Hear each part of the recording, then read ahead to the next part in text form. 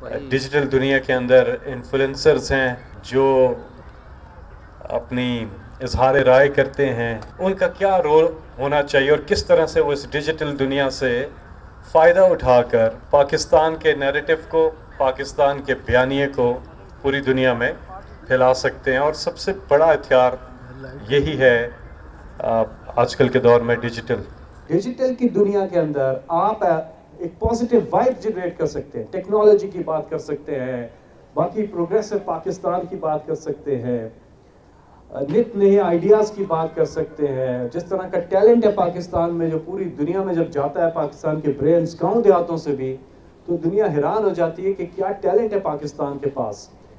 Sports के अंदर, हर field, creative के अंदर, हर चीज़ के अंदर हमारे पास टैलेंट है। और यही 70% जो इतना टैलेंट है कि इन्होंने पाकिस्तान की तकदीर बदल देनी है।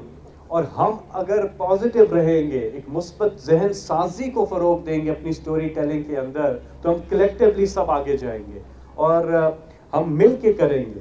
Together we can and together we must. हम सबको इकट्ठे होके इस मुस्बत एक चीज़ को आगे लेकर के जाना है कि कर सकते हो सकता है।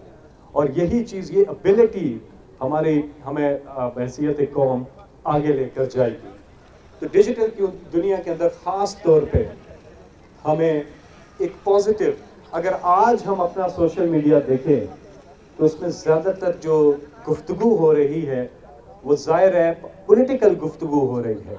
ऐसा ठीक है, माशरे को पॉलिटिकल होना चाहिए, लेकिन हमारी लैंग्वेज, हमारी एथिक्स, हमारी एक एक चीज़ जो हम कर रहे हैं वो रिप्रेजेंट करती है हमारे घर को, हमारे मुल्क को।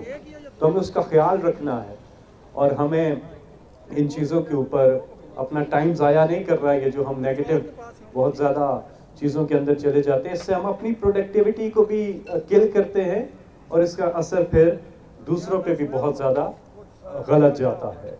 तो इसलिए हमें कलेक्टिवली ये स्टोरी दुनिया के सामने लेके जानी है।